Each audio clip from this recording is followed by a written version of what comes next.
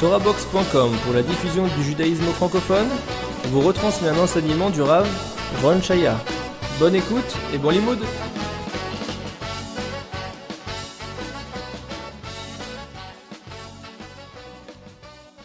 Ok, donc nous sommes l'âge du monde numéro 4. En fait, on avait déjà, dans les derniers cours, parlé de l'âge du monde. On avait parlé après l'âge des dinosaures, après du premier homme, l'homme de Néandertal. On a prouvé que ce n'est pas notre ancêtre.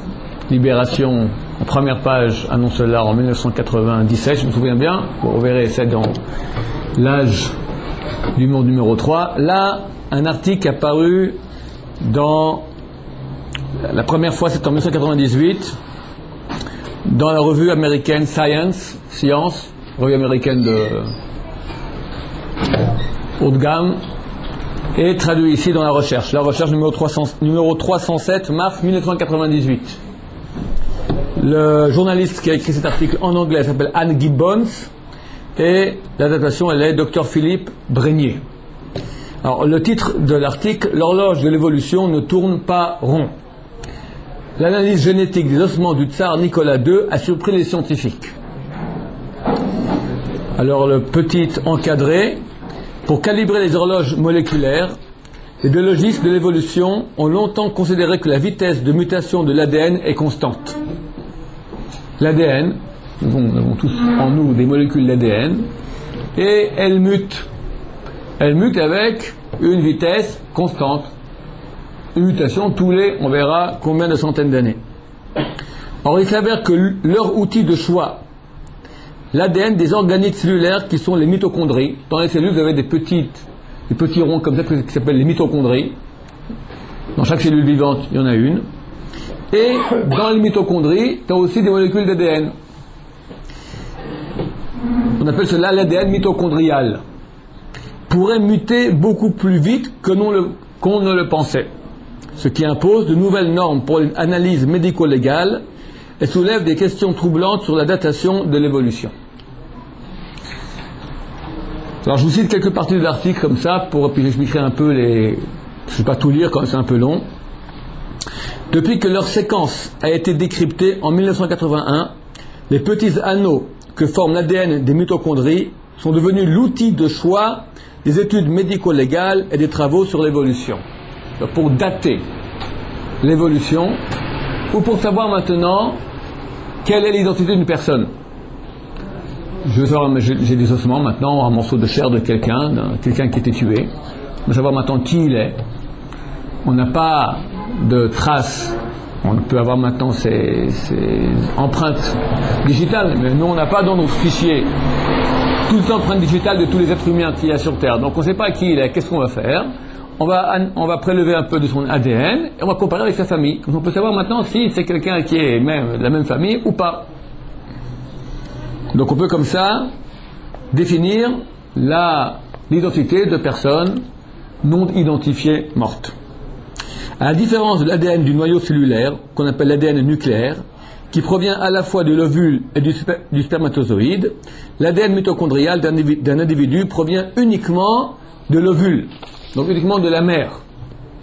On a deux sortes d'ADN, l'ADN du noyau, qui provient des deux, du papa et de la maman, et l'ADN mitochondrial, des mitochondries qui vient uniquement de la mère. Il permet ainsi de remonter la généalogie maternelle sans les difficultés liées au mélange des gènes des deux parents. Lorsque j'ai des gènes des deux parents, ça complique, parce que je dois prendre en considération les gènes du père et les gènes du mère. Là, j'ai les gènes de la mère, que de la mère, sur des centaines d'années, donc c'est extrêmement pratique. De plus, les mitochondries ont pour fonction de fournir l'énergie cellulaire, et chaque cellule en contient des centaines. Il est donc beaucoup plus facile de récupérer l'ADN mitochondrial que l'ADN nucléaire. Donc c'est un outil de choix, il est plus simple parce que il n'y a que des gènes de la mère. Deuxièmement, il est plus facile à extraire parce qu'il y en a beaucoup par cellule, alors que l'ADN nucléaire, il n'y en a qu'un par cellule. Ok, donc c'est l'outil de choix aujourd'hui pour l'analyse médico-légale et pour la datation au niveau de l'évolution. Je reprends la première page. Alors l'histoire est la suivante. En 1991, les Russes ont exhumé d'une tombe sibérienne 9 squelettes supposés être les restes du dernier tsar, Nicolas II, ainsi que de sa famille et de sa suite fusillés en 1918. Donc, on déterre des corps. On suppose que ce sont les squelettes de la famille du tsar. Il manque parmi ces squelettes 2 squelettes. Et on analyse maintenant les molécules d'ADN mitochondriales et on voit qu'il y a un problème. Ça ne peut pas être les ossements du tsar parce qu'on trouve maintenant un ADN qui est complètement étranger à la famille du tsar. On connaît les ADN du tsar, on a des squelettes un peu toute la famille, on a pu les prélever. Or, je vous lis ici ce que dit l'article. L'expert de médecine légale pensait que la plupart des personnes sont porteuses d'un seul type d'ADN mitochondrial. Mais il y en avait 2 chez le tsar. Un même site donc d'ADN était occupé dans certains cas par un cytosine et dans les autres dans les autres par un thymine. Il aurait dû avoir une seule sorte d'ADN et voici qu'il a 2 sortes. Du cytosine et du thymine. Ce qui n'est pas normal. Or, on ne retrouvait que la thymine chez les lointains cousins du tsar. Et cette discordance a relancé la controverse sur l'authenticité des squelettes. Vu qu'on trouve maintenant la cytosine que chez les cousins très éloignés du tsar, mais dans la proche famille, il n'y en a pas. Donc on déduit que ce squelette n'est pas celui du tsar. Comment ça fait qu'il y a de la cytosine alors qu'il ne doit pas en avoir? Donc ce squelette n'est pas celui du tsar, Nicolas II. Finalement, la question posée par les ossements de Nicolas II est tombée d'elle-même après l'exhumation, puis l'analyse de l'ADN des restes de son frère, Georges Romanov, grand-duc de Russie. On a détecté, on a exhumé les ossements de son frère, et on va analyser l'ADN de son frère. Comme le tsar, le duc avait hérité de sa mère 2 séquences d'ADN différentes.